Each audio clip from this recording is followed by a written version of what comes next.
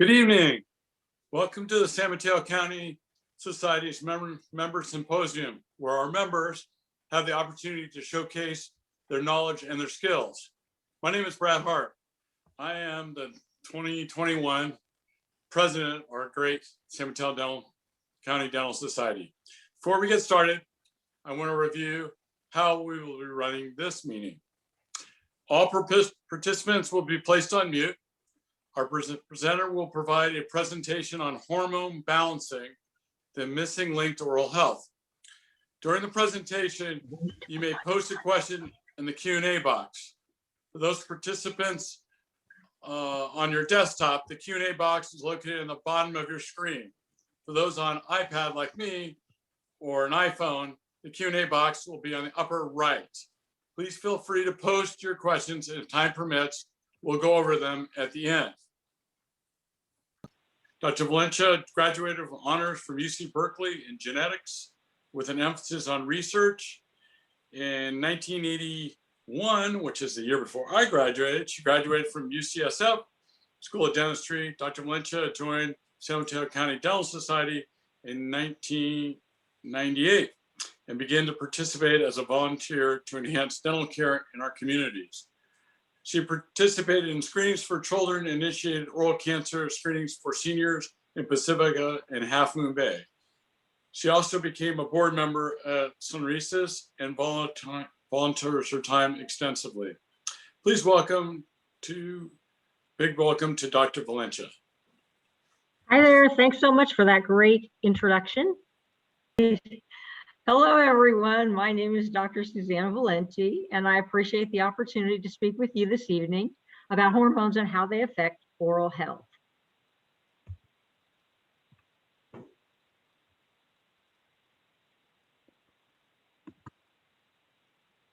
Recently, the Journal of the American Dental Association published a study aimed to engage dental practitioners and patients in developing and testing strategies to increase practice involvement with the care continuum.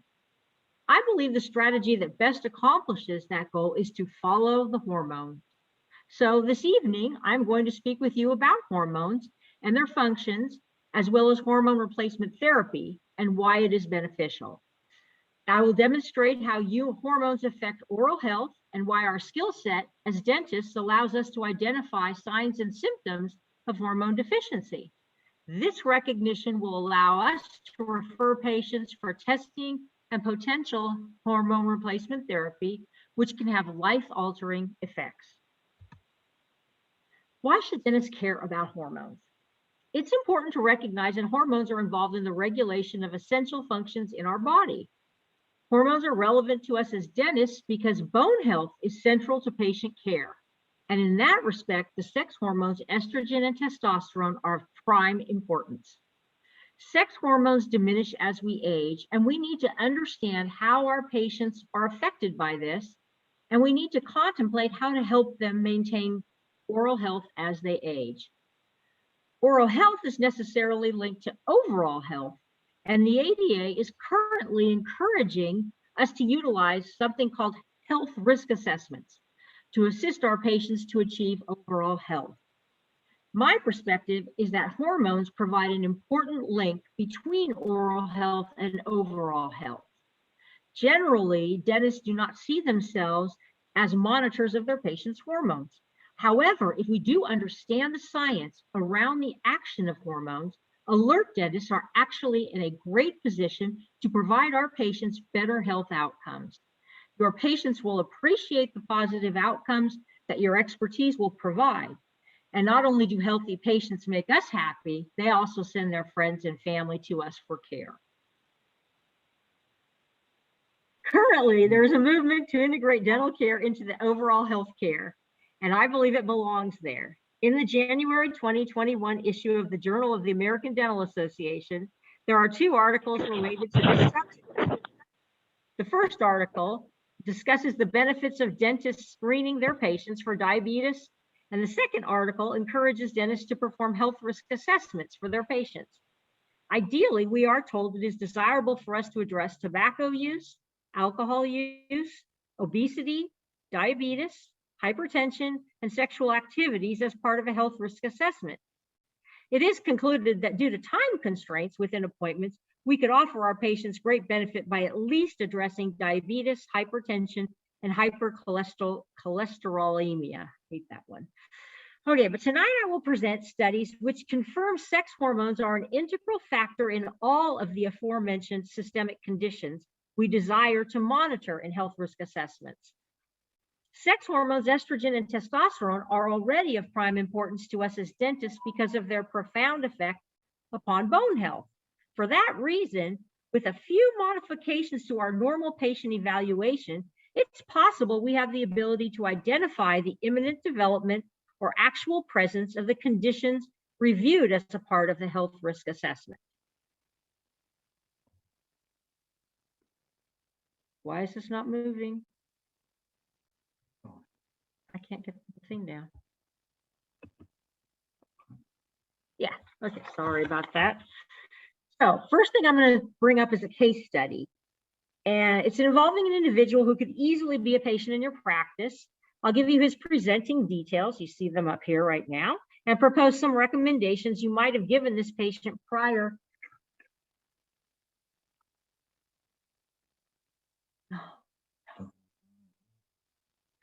You might have given this patient prior to attending this webinar. Once we have progressed through the main points of this presentation, I think you will see the possibility of handling the care of this patient differently, and that the new approach would also dovetail perfectly into the goal of incorporating the health risk assessment into our patient evaluation. A 50-year-old male patient of record presents for a 6-month hygiene visit. He reports that his gums have become sensitive when he brushes, and recently he is observing some bleeding when he brushes. This is all very new to him, and he is concerned. He is using a soft toothbrush and wonders if he should use an electric toothbrush. His gingiva is more inflamed than usual, and it does not appear clinically or by report that this is an acute condition, but more the leading edge of chronic periodontitis. New periapical X-rays were taken, and the alveolar crest appeared similar to previous X-rays. This individual is reasonably fit for a gentleman of his age and reports that although he still exercises regularly and eats healthy, he is struggling to avoid the beer belly most of his peers seem to have developed. An update of his health history indicates his blood pressure has been trending higher lately, although it is still within normal limits. He reports he has recently become more forgetful and that his exercise routine has become more difficult. He does not think his muscles are inherently weaker. He thinks he just does not have the energy he used to have.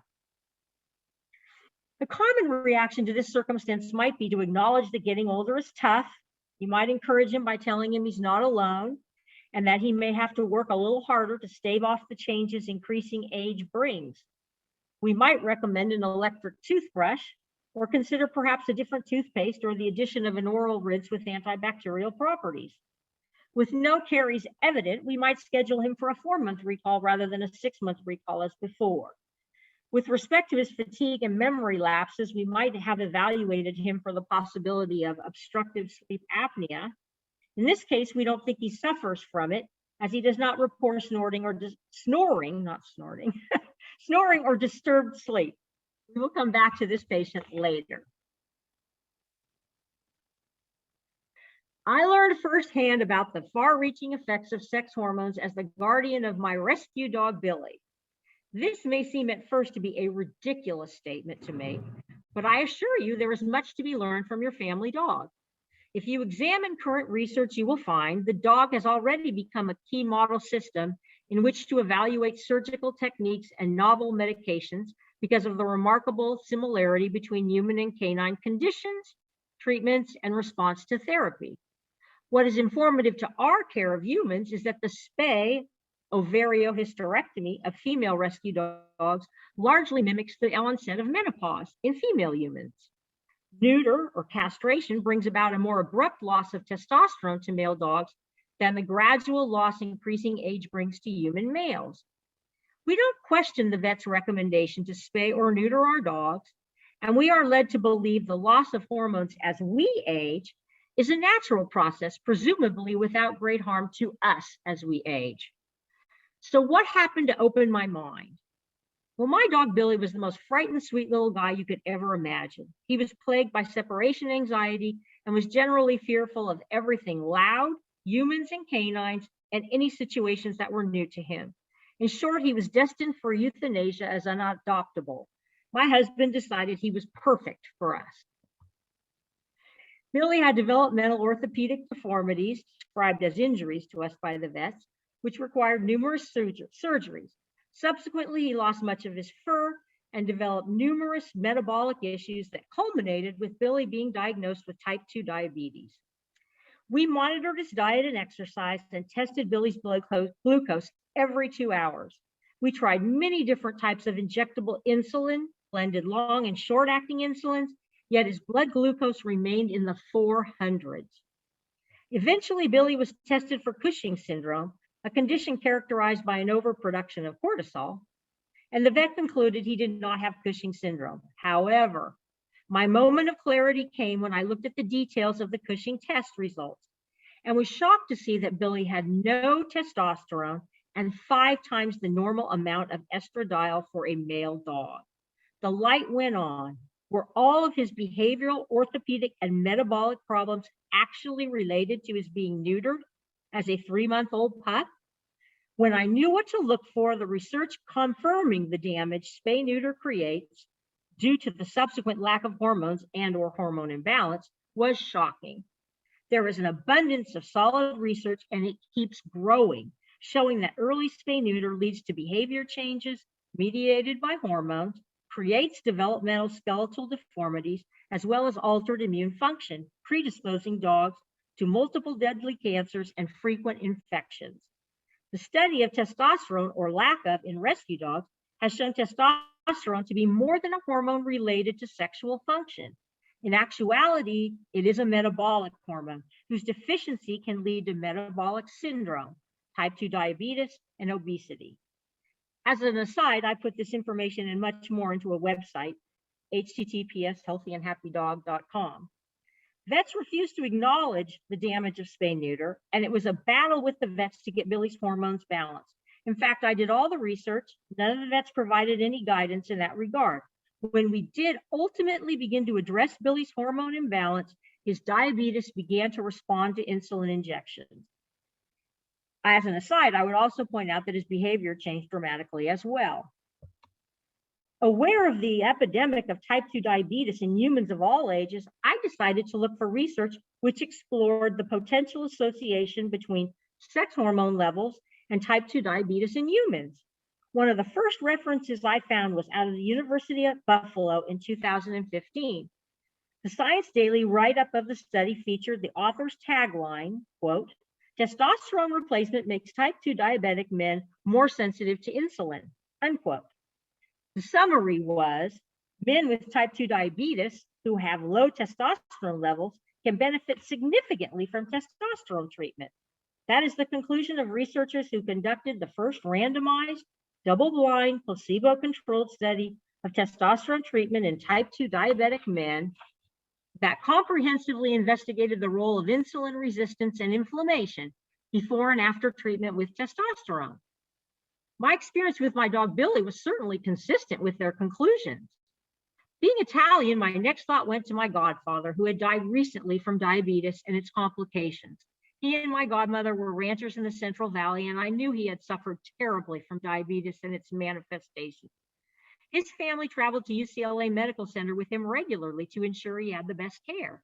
I had to ask my godmother, did they ever check his testosterone levels? She confirmed they did not. I went on to question every adult male I knew who had type 2 diabetes, and not one of them had ever had their testosterone levels tested by their doctors. There was not even a mention of the association. This leads me to my last reason for introducing my experience with Billy the dog. The reluctance of the veterinary community to address hormone imbalance in spayed and neuter dogs, despite overwhelming evidence of damage, mirrors the medical community's failure to address hormone deficiency and imbalance and its effects as we age. I would expect the veterinary community to be recommending hormone-sparing methods of sterilization like tubal ligation or hysterectomy for female dogs and vasectomy for male dogs. For dogs already spayed or neutered, vets should be providing hormone replacement therapy. They do not. Likewise, I would think the medical community would be testing hormone levels as we age and offering hormone replacement therapy as needed. They do not. I believe the medical community has in large part created this hormonal mismatch by their successful efforts to extend our lifespan through progress in addressing common causes of death. According to the CDC, women's life expectancy in 1900 was about 50 years of age. Excuse me.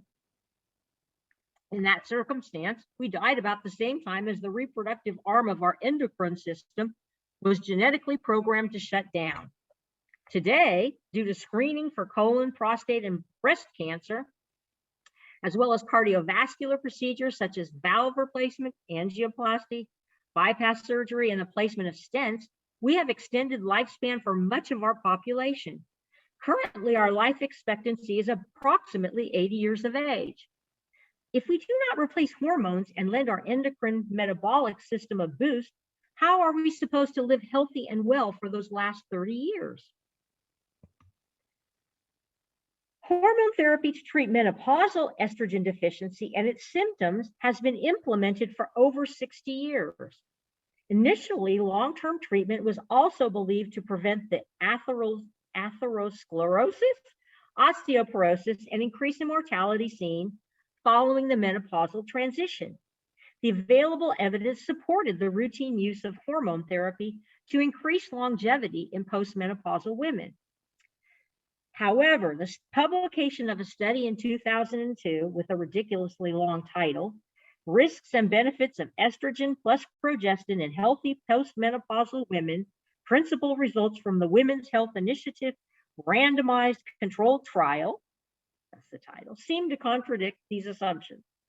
This 2002 study concluded overall health risks exceeded benefits from use of combined estrogen plus progestin, known as Prempro tablets, for an average 5.2-year follow-up among healthy postmenopausal U.S. women.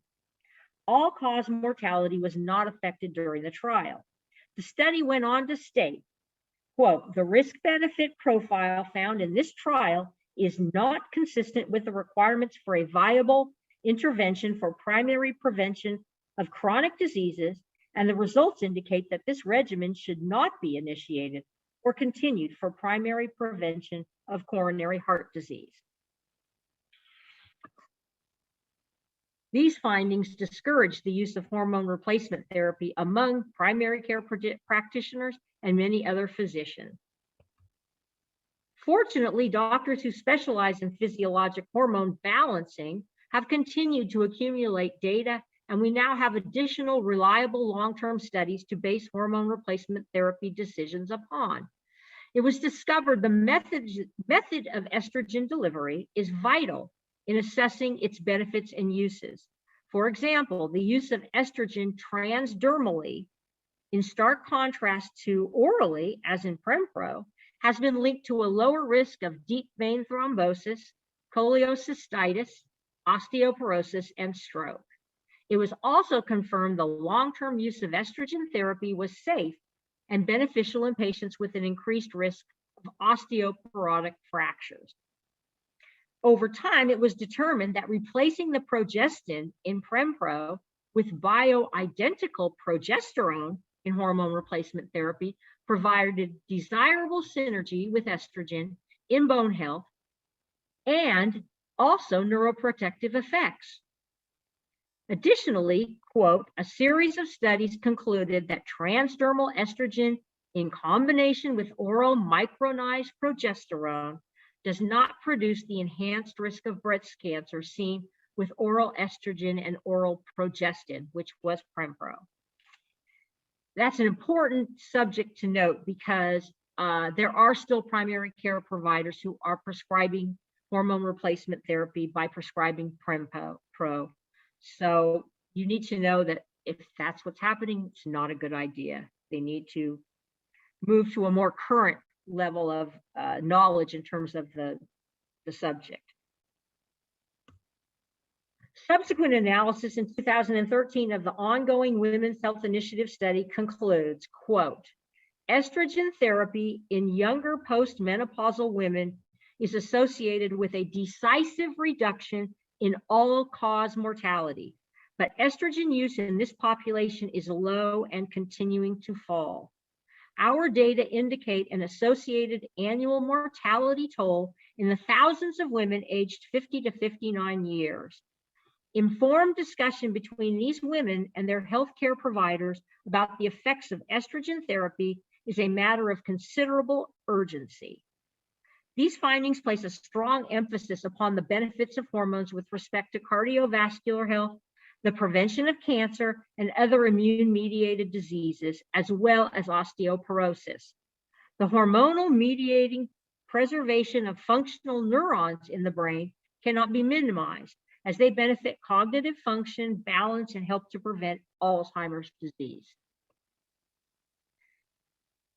Testosterone with respect to men and testosterone, it is no exaggeration to say that modern human medicine and current studies in endocrinology have reversed previously held beliefs. Testosterone is no longer a marginal hormone, neither is it a lifestyle hormone for those men seeking eternal youth. Medical research shows testosterone to be a metabolic hormone. Its deficiency leads to a serious deterioration of the health of men, expressing itself in the metabolic syndrome and its sequelae, diabetes mellitus type 2, and atherosclerotic disease. Testosterone deficiency also causes osteoporosis and sarcopenia, strongly limiting physical independence in old age and accelerating morbidity and mortality. Osteoporosis is a disease that causes the skeleton to weaken and the bones to break. It poses a significant threat to millions of men in the United States. Despite these compelling figures, surveys suggest that a majority of American men view osteoporosis solely as a quote-unquote woman's disease. Moreover, among men whose lifestyle habits put them at increased risk, that would be smoking and consumption of alcohol, both elements we examine in our health risk assessment, and I expect you already asked about on your health history.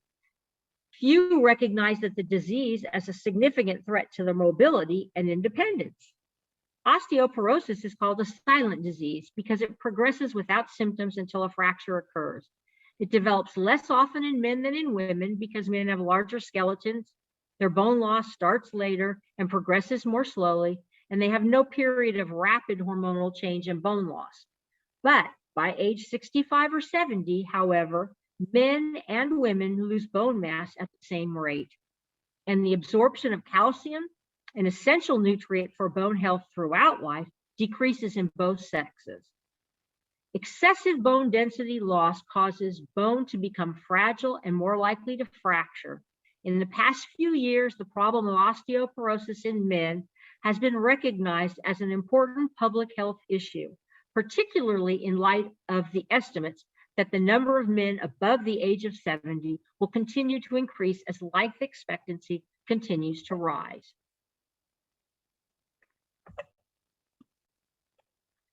Bone growth and maintenance is influenced by testosterone from the testes and estrogen from the ovaries. The adrenal glands are able to positively influence bone health by producing small amounts of testosterone and estrogen via DHEA. Research suggests that estrogen deficiency may contribute to osteoporosis in men.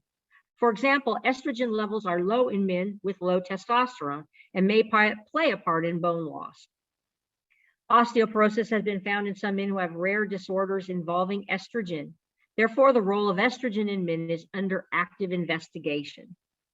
The major safety issue with respect to hormone replacement therapy for men is prostate cancer. But there is no evidence that supports the idea that testosterone causes the development of a de novo cancer. There's also no evidence that testosterone treatment will convert subclinical prostate cancer to clinically detectable prostate cancer. However, there is unequivocal evidence that testosterone can stimulate growth and aggravate symptoms in men with locally advanced and metastatic prostate cancer. Men successfully treated for prostate cancer and suffering from confirmed symptomatic low testosterone are potential candidates for testosterone supplementation after a prudent interval if there is no clinical or laboratory evidence of residual cancer. Hormone replacement therapy actually works to maintain health. Experts tell us research reveals estrogen controls some 400 functions in our body. We have amassed this data as we continue to find estrogen receptors in numerous tissues and organs of the body. A quote taken directly from a review in the August 2003 publication, Clinics in Geriatric Medicine, reads as follows. The menopause is associated with a relatively abrupt decline in the ovarian production of estrogen that results in a state of estrogen deficiency. This estrogen deficiency state is associated with an accelerated expression of cardiovascular disease, osteoporosis, urogenital atrophy, dermal aging, an increased expression of colorectal cancer, an alteration in the expression of breast cancer that results in more malignant forms of the disease, and the loss of neurons from the brain that is associated with a more rapid decline in cognitive function, balance, and an earlier expression of Alzheimer's disease. Macular degeneration and cataract formation may be additional consequences of the estrogen deficiency state. Thus, the estrogen deficiency state may be characterized as a state of accelerated aging. Testosterone has many physiological actions in muscles, bones, hematopoietic system, brain, reproductive and sexual organs, and adipose tissue. Within these areas, it stimulates muscle growth and maintenance, bone development while inhibiting bone resorption, the production of red blood cells to increase hemoglobin, libido, enhance mood and cognition, erectile function, and lipolysis. Testosterone deficits in aging men can induce frailty, sarcopenia, poor muscle quality, muscle weakness, hypertrophy of adipose tissue, and impaired neurotransmission. The aging male with reduced testosterone availability may present with a wide variety of symptoms, which in addition to frailty and weakness include fatigue, decreased energy, decreased motivation, cognitive impairment, decreased self-confidence, depression, irritability, osteoporotic pain, and the lethargy of anemia. In addition, testosterone deficiency is also associated with type 2 diabetes, the metabolic syndrome, coronary artery disease, stroke, and transient ischemic attacks, and cardiovascular disease in general. Furthermore, there are early studies to suggest that testosterone replacement therapy in men with low testosterone levels may improve metabolic status by lowering blood sugar and HbA1c in men with type 2 diabetes, reducing abdominal girth, ameliorating features of the metabolic syndrome, all of which may be protective of the cardiovascular system. Dentistry and hormone replacement therapy. Because many people see us as their dentist more regularly than they see their doctor, we are in a unique position to help identify people with diminishing estrogen or diminishing testosterone. We have the skills to evaluate bone loss and determine whether or not it is associated with traditional active periodontal disease. Clearly, if the home care and tissue condition seems inconsistent with the rate and or magnitude of bone loss, estrogen or testosterone deficiency should be suspected. The primary stage of bone loss is osteopenia, while the secondary stage is termed osteoporosis. Dental X-rays are not definitive to establish diminishing bone density. However, referral for a DEXA bone scan or bone mineral density test can confirm or rule out a dentist's suspicions regarding diminishing bone density. There have been many studies to provide some guidelines helpful to establish whether osteopenia or osteoporosis are likely. We have the expertise to coordinate our physical exam with changes in our patient's health history to ascertain whether oral or physical changes may be related to hormone imbalance. Additionally, here in San Mateo County, we treat an aging population. In fact, the median age of San Mateo County residents is 39.6 years. The Mayo Clinic examines the topic of naturally declining reproductive hormones. As you approach your late 30s, your ovaries start making less estrogen and progesterone. On average, by age 51, your ovaries stop releasing eggs and you have no more periods. 1 year without periods is the official designation of menopause. We can conclude that a very large portion of our female patient population, age 35 and older, is potentially experiencing the effects of estrogen decline or deficiency.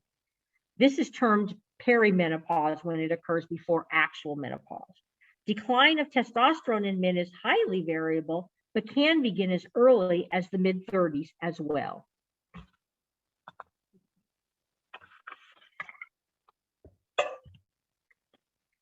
Hormones as they relate specifically to oral health. From the journal entitled Periodontology, quote, sex steroids are central to sexual development and reproduction, exerting pleiotropic effects on multiple tissues and organs throughout the lifespan of humans. Sex steroids are fundamental to skeletal development, bone homeostasis, and immune function. The composite effect of sex-specific genetic architecture and circulating levels of sex steroid hormones closely parallels differences in the immune response and may account for corresponding sex-related differences in risk for chronic periodontitis, with men exhibiting greater susceptibility than women. Age-associated reductions in sex steroids also provide insight into apparent temporal increases in susceptibility to periodontitis and alveolar bone loss, particularly among women.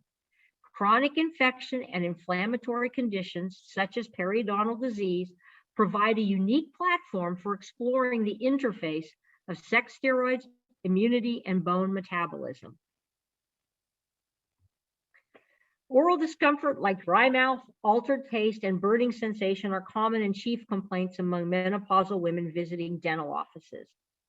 Estrogen receptors are found in the oral mucosa, gingiva, and salivary glands, which may account for symptomatology.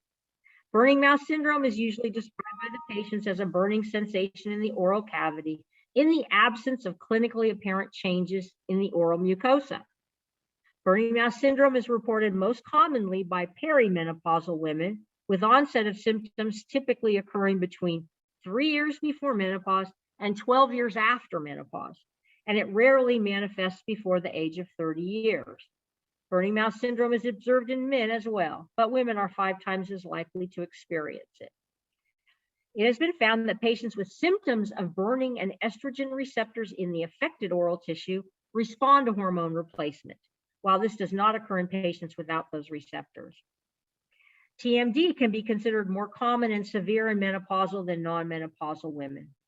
Estrogen and progesterone receptors were detected in the human TMJ disc, suggesting that changes in reproductive hormones may play a role in the pathogenesis of joint disorders.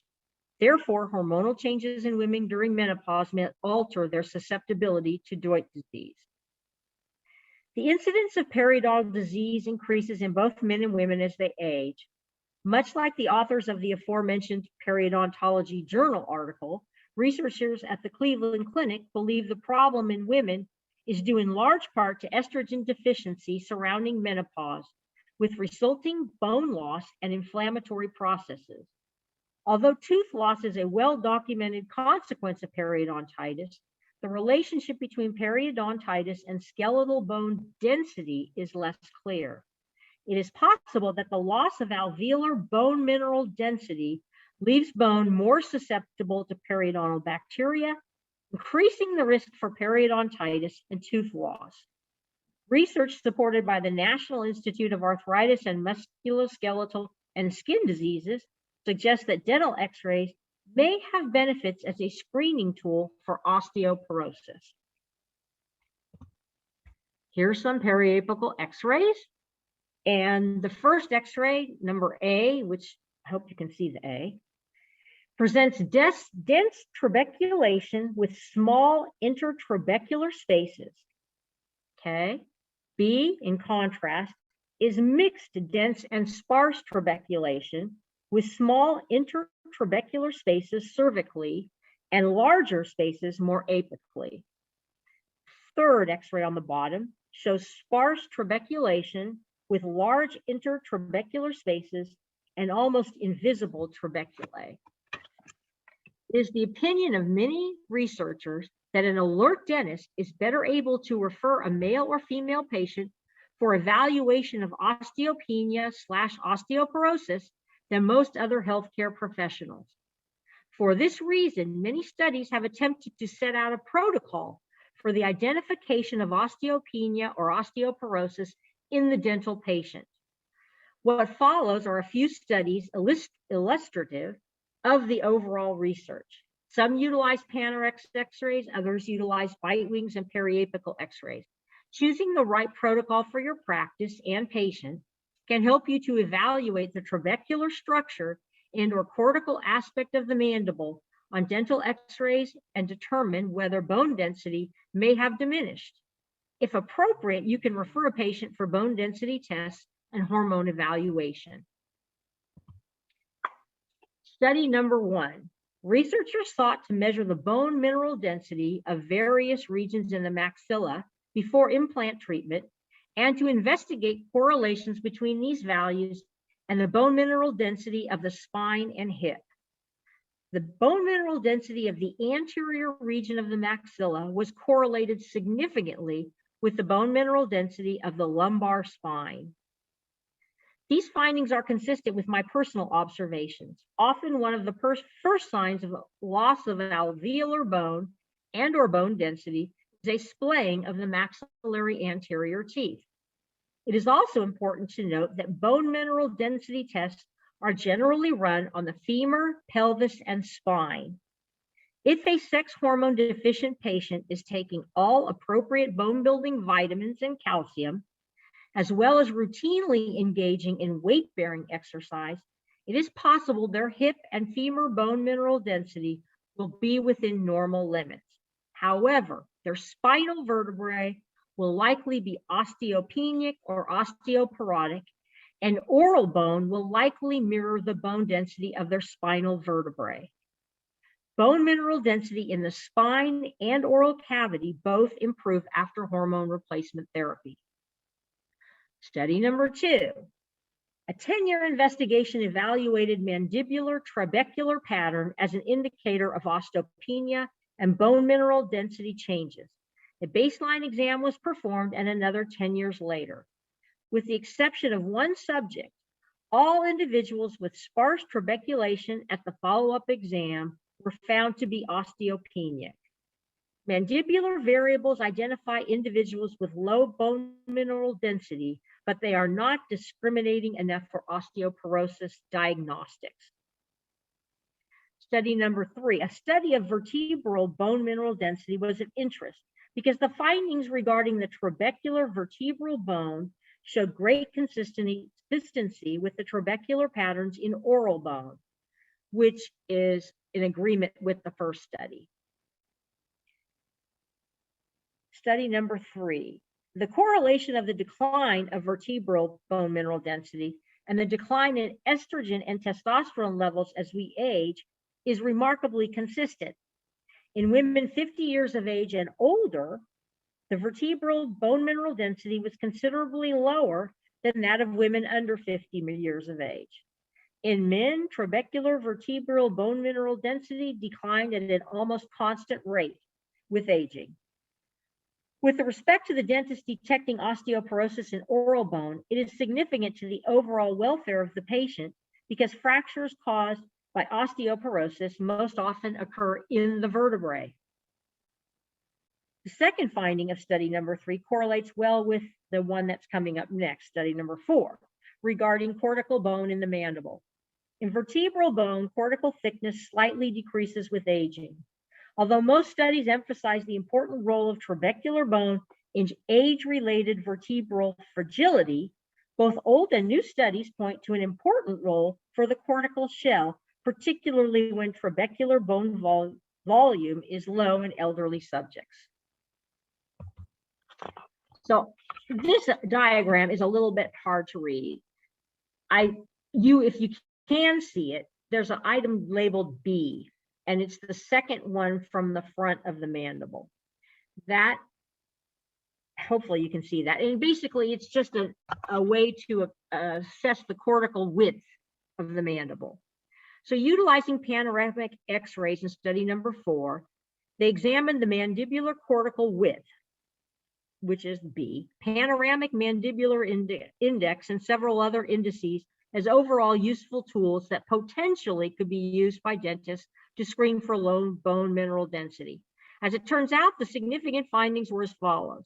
The presence of any kind of cortical erosion can be considered a useful indicator of reduced bone mineral density, since in approximately 80% of the cases, it is associated with at least osteopenia. In 90% of the cases, patients with a cortical width wider than 4 millimeters have a normal bone mineral density. In another study of mandibular cortical bone, by way of its width and porosity, the conclusion was only those patients with the thinnest mandibular cortices, that is less than 3 millimeters, should be referred for further osteoporosis investigation. Then the last study that I have here is the study number 5. The aim of this study was to evaluate the relationship between osteoporosis, oral signs, body mass index, and age, and to assess the possibility of using these parameters as an indicator of postmenopausal osteoporosis. The oral signs were panoramic-based mandibular indices. This study demonstrated that osteoporotic patients were more likely to have altered inferior cortex morphology than non-osteoporotic patients, and that age is an important risk factor for osteoporosis.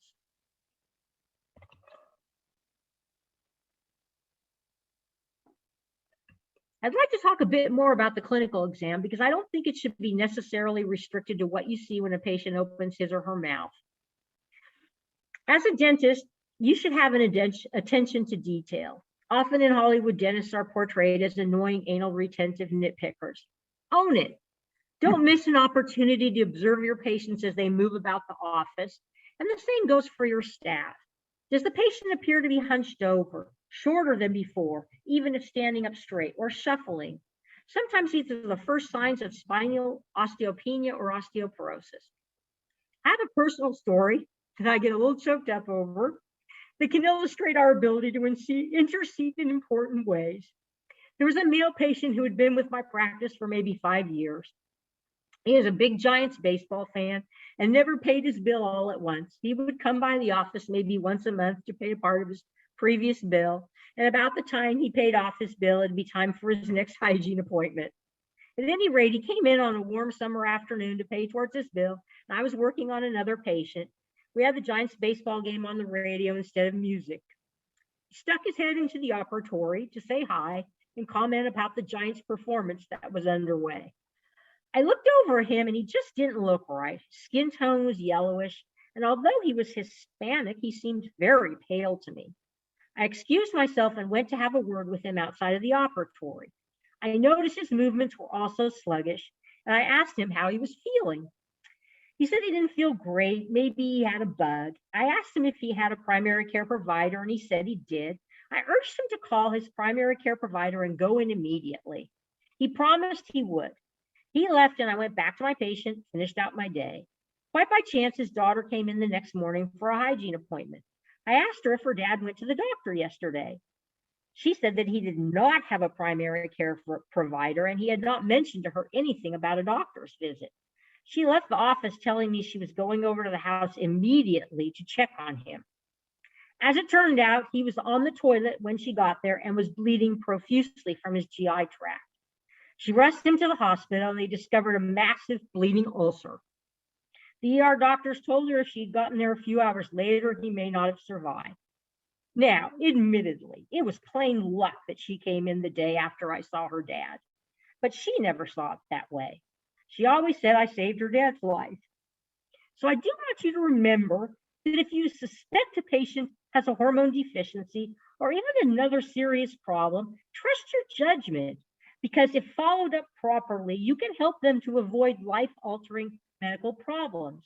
With respect to a hormone deficiency, the patient might avoid a hip fracture and its resultant disability, or avoid cardiovascular damage that restricts their activity for the rest of their life. So I have here some potential additions to the health history questionnaire. In addition to our clinical exam, we need to collect the relevant health information from the patient. Understanding the changes expected when you have a particular hormone deficiency will inform our health history questions. Also, if a patient is taking any new medications, it would be prudent to check side effects, which may be similar to hormonal deficiency or affect hormonal balance. Keeping these facts in mind, your review of the updated health history should ascertain whether any of the following symptoms have been experienced by the patient recently: additional stress, weight gain, diagnosis of prediabetes or increased HbA1c if already diagnosed with type 2 diabetes, newly developing or worsening cataracts, difficulty regulating body temperature, newly developing or worsening macular degeneration, blood pressure trending higher, difficulty with memory, difficulty focusing thoughts, decreased cognitive ability, brain fog, xerostomia. Of course, we would also consider, their medications, potential side effects from those as well. Changes in cholesterol, lowered HDL or elevated LDL, elevated triglycerides, bone density tests which diagnosed osteopenia or osteoporosis, fatigue, decreased energy, muscle weakness, depression, irritability, insomnia, recent unprovoked back pain not due to a known injury. If your clinical exam and health history review leads you to believe your patient has a hormonal deficiency or imbalance, the patient should be referred to their primary care provider, OBGYN, urologist, endocrinologist if diabetes is involved, or a functional medicine doctor. I would start with the primary care provider and allow them to direct the patient unless the patient already has an established relationship with an appropriate specialist. With respect to a recommendation for hormone testing, it is important to note that studies show progesterone, testosterone, and DHEA build bone, estrogen maintains bone, and cortisol breaks down bone. I will present 3 hypothetical case studies so that you can appreciate the difference your evaluation and referral can make for your patients. First case study is a 45-year-old female patient. She's in for an exam and hygiene, and you and your hygienist note increasing pocket depths, but do not identify significant signs of periodontal disease. Little or no inflammation, little or no calculus, no bleeding on probing. You note her mouth is dry, and the patient confirms that this is often the case. The patient's updated health history reveals she has put on some weight, and her primary care provider has diagnosed her as being pre-diabetic. You likely would proceed with normal hygiene treatment and remind the patient to be careful with her exercise and diet. Might also advise her to give more attention to her home care, maybe recommend additional hygiene aids and a rinse or xylitol lozenges. 6 months later, she's back for routine hygiene. Her hygiene is still good, but the bone loss seems to be progressing. Her weight has not improved, and she reports her doctor is unhappy her blood glucose is not improving either. In fact, it may be doing a little worse. This time you take a few more x-rays and compare them closely with her past films. A closer look at the bone shows a different trabecular pattern consistent with moderately reduced bone density. With your knowledge about hormone deficiency, you can draw an educated conclusion that she may have an estrogen deficiency. This time you send her back to her primary care provider and recommend testing to see what her estrogen, progesterone, testosterone, and DHEA levels are. If the patient reports an elevated stress, a cortisol study may be in order as well. It would also be prudent to suggest the primary care provider send her for a bone density scan if the hormone levels are abnormal or deficient. Fast forward, let's assume tests show her estrogen is moderately low and the scan shows osteopenia in her femur and pelvis and osteoporosis in her spine. The primary care provider would likely tell her she is doing better in her pelvis and femur versus her spine by virtue of her weight-bearing exercise. But since she is on the cusp of osteoporosis there, she should be more regular with this exercise and make sure she ingests adequate calcium and vitamins to promote bone health. However, since her spine has reached the stage of osteoporosis, the primary care provider will be compelled to act.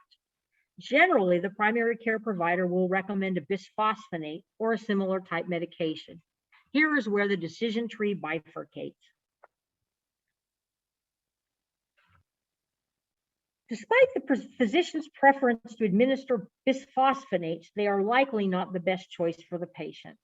For the moment, let's ignore the adverse side effects of bisphosphonates and focus on outcomes. Both bisphosphonates and hormone replacement therapy will improve bone density for this patient. However, her xerostomia, blood glucose levels, and weight gain will not be improved by bisphosphonates.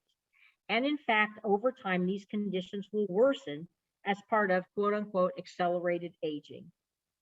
Hormone replacement therapy, by virtue of replacing hormones that beneficially influence these conditions, should give her improvements in her saliva flow, blood glucose control, and normalize her weight gain. If she does lose a tooth, she will have the option for an implant with no real concern for osteonecrosis. Perhaps most important, hormone replacement therapy would replace estrogen.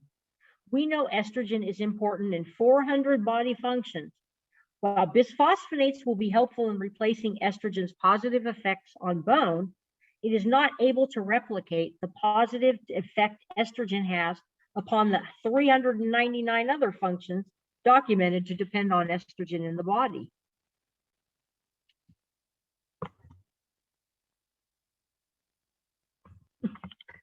There it goes.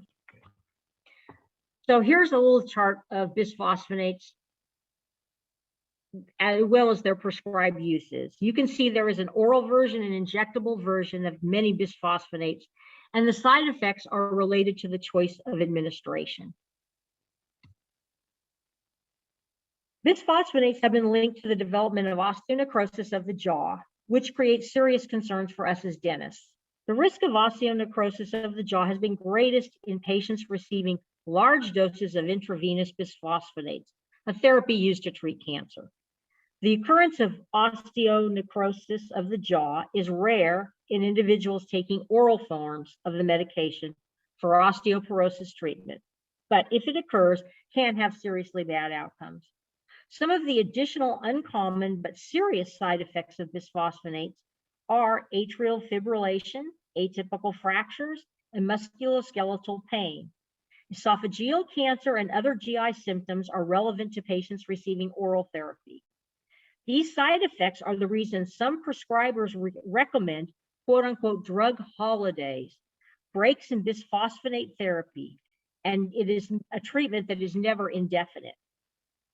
Some benefits to osteoporosis do persist for a time after discontinuation of the drug.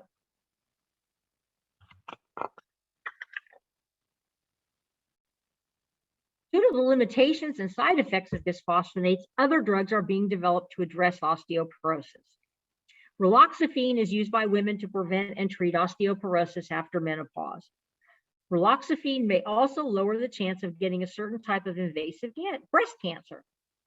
But raloxifene is not an estrogen hormone, but it acts like estrogen in some parts of the body, like your bones.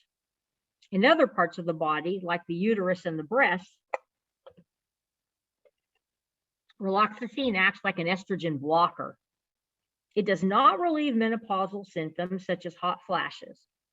Raloxifene belongs to a class of drugs known as selective estrogen receptor modulators, or SERMs.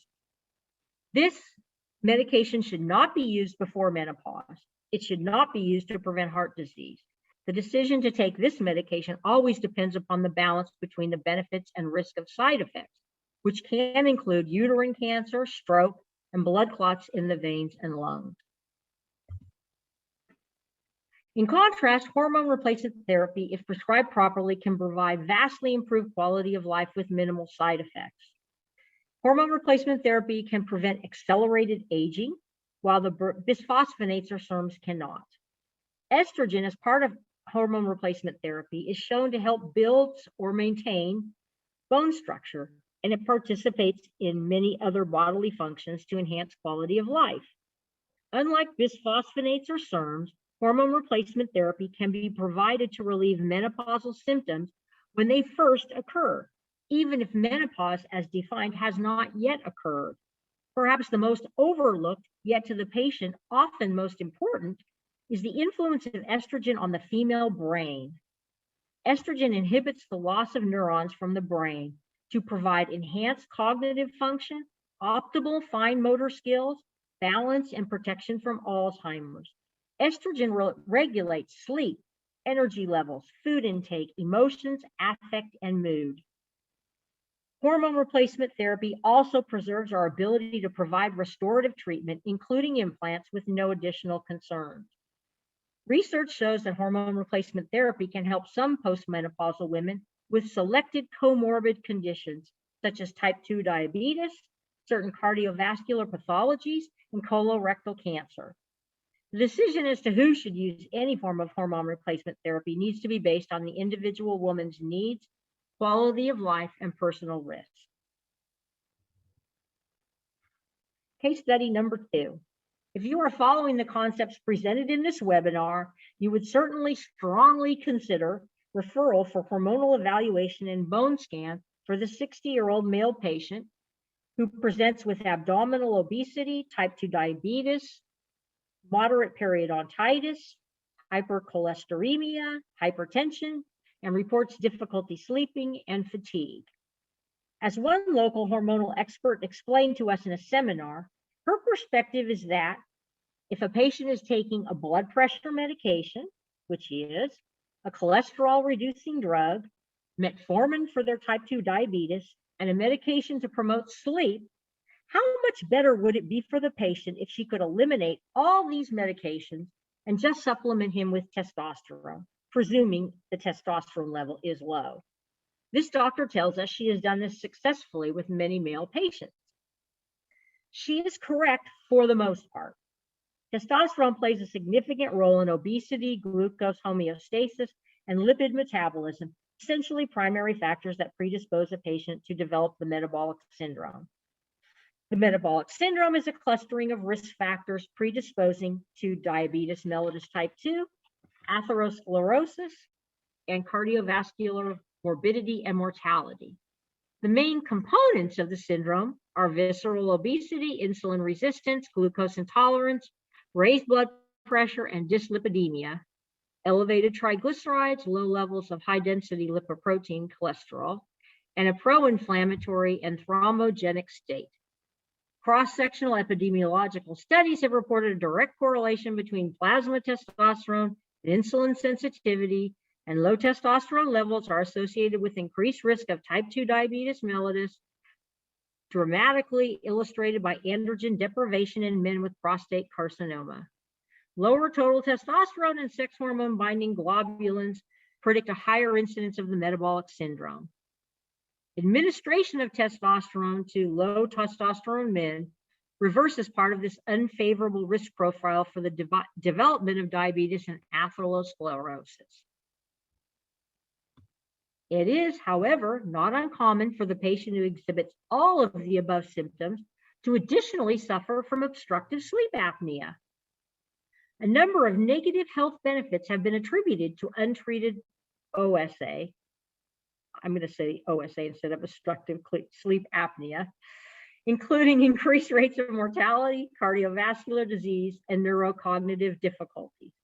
Untreated OSA has been demonstrated to be an independent risk factor for cardiovascular morbidity, including hypertension, coronary heart disease, congestive heart failure, arrhythmias, pulmonary hypertension, stroke, sudden death, insulin resistance, and GERD.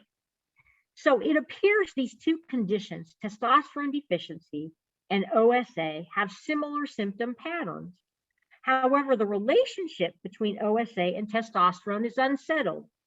Several studies have confirmed a strong relationship between OSA and low testosterone. Both the quantity and quality of sleep affect testosterone levels.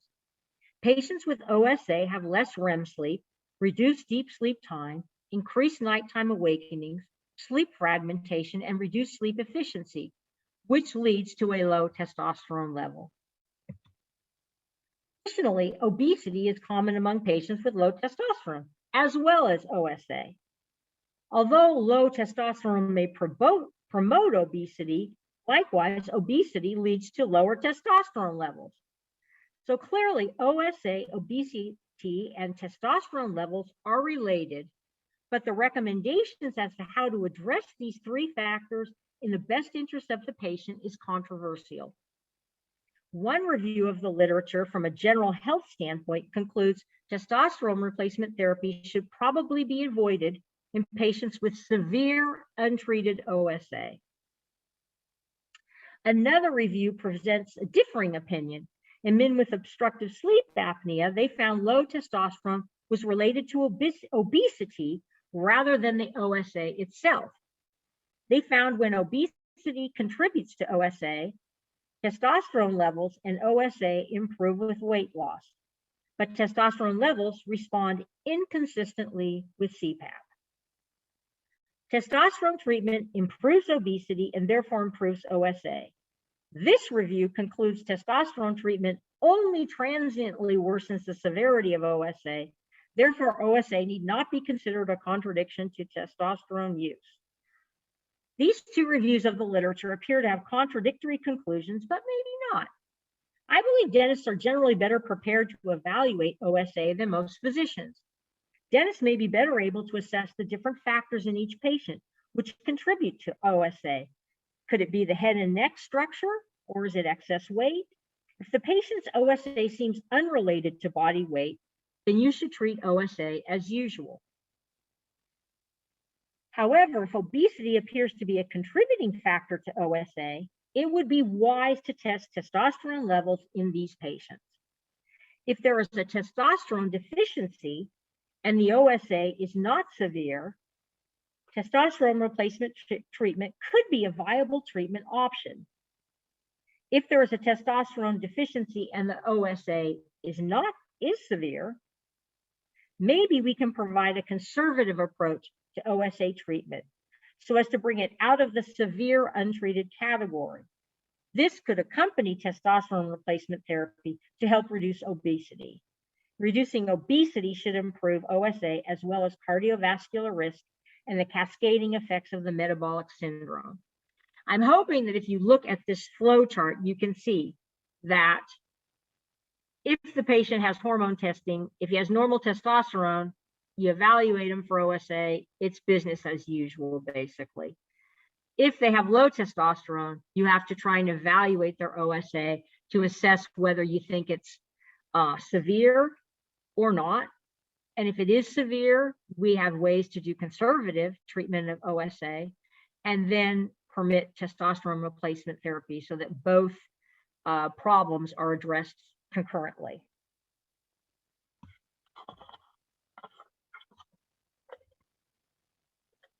We're coming back to our 50-year-old male in for his hygiene visit that we discussed in the beginning of the presentation. How would our approach to this patient differ? To review, we are now seeing an increase in inflammation, bleeding, and sensitivity that appears chronic rather than acute. This individual is reasonably fit for a gentleman of his age and reports that although he still exercises regularly and eats healthy, he's struggling to avoid the beer belly. An update of his health history indicates his blood pressure has been trending higher lately, although still within normal limits. He reports that he has recently become more forgetful and that his exercise routine has become more difficult. He does not think his muscles are inherently weaker, but he thinks he just doesn't have the same amount of energy. I suggest we would be looking more closely at the trabecular structure of the bone in the new periapical X-rays that were taken, even though the alveolar crest appeared similar to previous X-rays. If the trabecular pattern appeared to be more sparse than before, I would follow up with a Panorex, provided your office has access to one. Once the Panorex was taken, I would be looking at the cortical bone width specifically. For purposes of this case study, the mandibular cortical width was measured at 3.5 millimeters.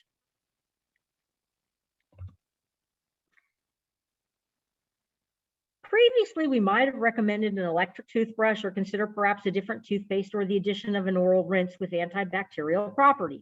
However, I bring this case to you as an example of a situation where your knowledge of hormonal influence may cause you to refer this patient for further evaluation. Observation of symptoms and subsequent testing can provide early warning signs for cardiovascular risk and an opportunity for early intervention in non-obese men. Low total testosterone is associated with increased risk of developing metabolic syndrome over time, particularly in non-overweight middle-aged men with a BMI of less than 25. This patient appears to be trending towards metabolic syndrome, so testosterone supplementation at this time could head off the development of metabolic syndrome for this patient and allow him many years of improved health and quality of life. Further, let's not overlook the effect of hormones on the brain. Changes in memory and signs of cognitive decline can be frustrating and destructive to a person's ability to do their job or handle decisions regarding their finances. Is the loss of intellectual capability we seem to accept as we age really necessary? Additionally, our evaluation of men's bone on dental x-rays is especially relevant because if these men engage in weight-bearing exercise regularly and get adequate calcium and vitamins necessary for bone health, they may feel they are doing all the right things to keep their bones strong. Indeed, a bone scan of their femoral and pelvic bone may show no signs of osteopenia or osteoporosis. However, these preventative measures are not generally helpful for spinal bone density or oral bone density. And unfortunately, testing for bone density in men is not routine at any age.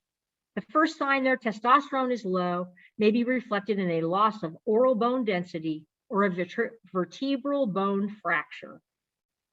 Fractures caused by osteoporosis most often occur in the vertebrae from the mid-thoracic region down. The patient might present with new unexplained back pain, and we might observe loss of height or change in posture. This is not confined to men. 93% of women who do not take an estrogen will have a fracture by age 85.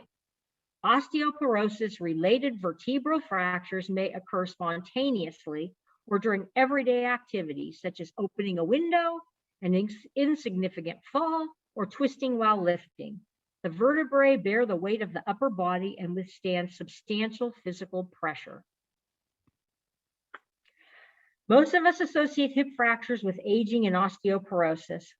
The idea of early diagnosis and treatment of osteoporosis in an effort to prevent fractures has great merit in prolonging independent living.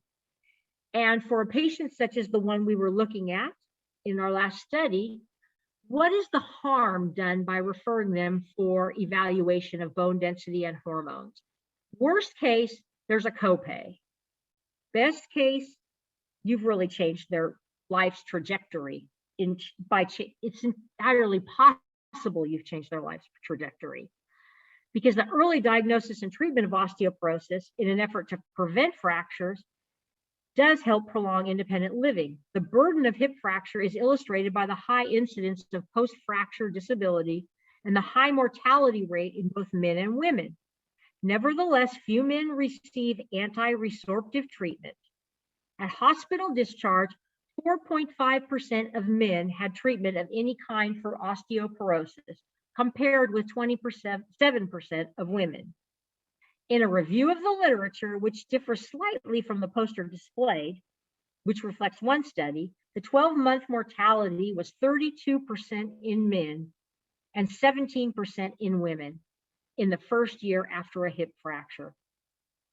At the 1 to 5 year follow-up, just 27% of the men were taking treatment of any kind for osteoporosis, as compared with 71% of the women. Of those treated, 67% of the men and 32% of the women were taking calcium and vitamin D only.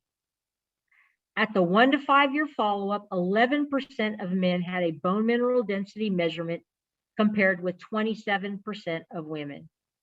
Considering 50% of the men and women who experience an osteoporotic fracture will have another, There should be far better follow-up to an initial event. After hospital discharge, the number of men and women who required wheelchairs, walkers, and canes, and who lived in institutions increased significantly.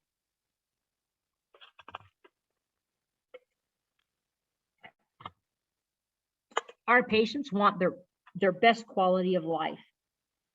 They want to live longer, cognitively productive lives. They do not view tooth loss as inevitable, and they want replacement of lost teeth to be as close to natural teeth as possible. These patients want to keep all their teeth, and if they do lose a tooth, they want an implant. Certainly, if their tooth loss is more extensive, they want multiple implants. They don't want partial or full dentures. We want to remove all obstacles to providing quality, ideal care. Our patients' desires coincide with the intended goals of our profession. We as dentists are determined to take our place in mainstream healthcare as opposed to restricting ourselves to healthcare, as opposed to restricting ourselves to oral care, excuse me. The Journal of the American Dental Association's January 2021 issue featured the study regarding the inclusion of the health risk assessments into the practice of dental professionals.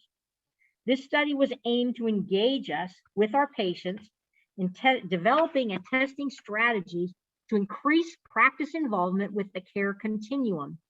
The article concludes, more important, widespread dental involvement in linkage of patients to care could improve health outcomes and save lives. I think we should embrace the basic health risk assessment by viewing the conditions in question under the overarching umbrella of hormone deficiencies or imbalance. In this way, we can exploit the specific skills we have with respect to evaluating periodontal tissue, keep in mind inflammation and the immune system, bone health versus osteoporosis, obstructive sleep apnea, and so much more. The information we glean from our clinical exams in conjunction with an expanded health history can provide a direction for additional care that goes beyond the basic referral for high blood pressure or diabetes screening. Adding hormone replacement therapy into our knowledge base can not only improve our own lives, it can also be a treatment option that saves or extends a life. Referring patients for hormone evaluation with hormone replacement therapy when appropriate can provide longevity with excellent cognitive abilities and the physical capability to live independently. And we've got a bibliography here that's very long in case any of you find other information or want to delve into this a little more thoroughly.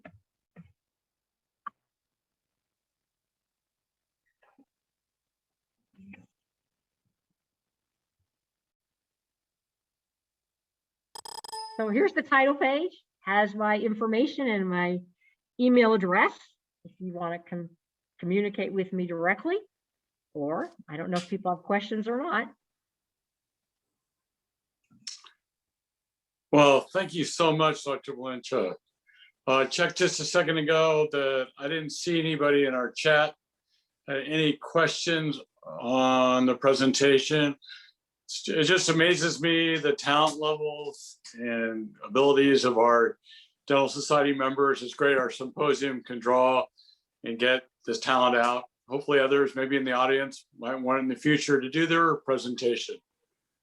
It's quite inspiring. What a great presentation you gave us tonight.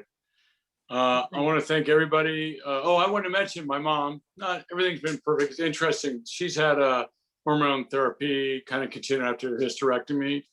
She's 95. She did break her hip 2 years ago, but she's independently in a assisted living situation.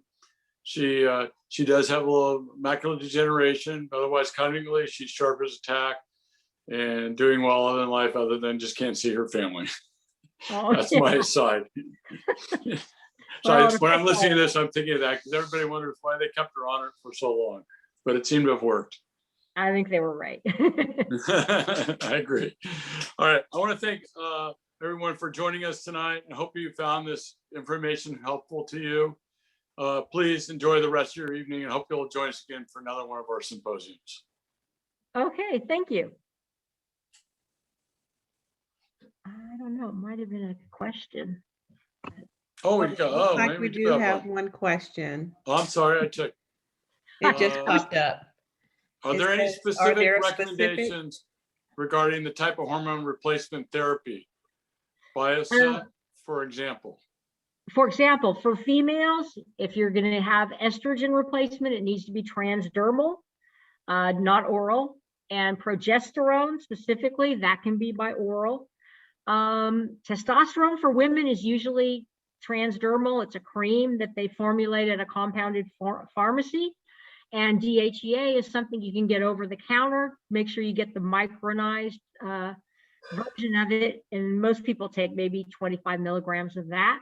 For men, testosterone is either done transdermal or by injection. For all of us, it's no big deal if you have, want to do an injection for your husband or yourself or whatever. And for patients, I think it varies depending on the doctor that they see. I think finding out which doctor they are sent to, it probably will change the way it's recommended, except that you want to be sure that for females that certain rules are followed, no Prempro. I don't know if that helps or not. Thank you. Also, yeah, somebody asked a question. I'm not really sure. I was going to try to text. Yes, they will send the recording and PowerPoint with your permission if we're allowed to. Somebody asked if we would send the presentation. Somebody missed the first 30 minutes. Oh, Is that possible? Yeah, I'll send you the PowerPoint. And I don't have a recording, but obviously you do. Great. We just want to make sure that we have permission, but somebody had one of the other questions, whether they could get that video. Yeah, if it's something you Fantastic. haven't thought about, it's a lot to absorb. It is a lot. We have one more question in the Q&A box. Okay. Where is it, in the Q&A or in the chat? All right, In let the me go look. Q&A. Oh, there it is. I got it now. What are the level of hormones in oral contraceptives large enough to notice on any impact on oral health or dental health, excuse me? I don't really know. I think that it depends on, when women are still taking birth control and not approaching menopause, their hormones vary a lot, even if they're on birth control. So they will have oral effects, more inflammation, periodontal disease type thing. I don't think you'll see a lot of bony changes with respect to oral contraceptives and people of that age, but I think you will see inflammation in the periodontium that can change on a cyclical basis, even if they are on birth control. I hope that's answering the question. Yeah. I'm checking the chat. I don't see anything else or in the Q&A. So I think that's it for us tonight. All right. Well, thanks so much. Thanks for the presentation. It was awesome. It was great. Okay. Great I'm information glad you there. enjoyed it. Really All enjoyed right. Thank you very much. it. Have all a good evening. You too.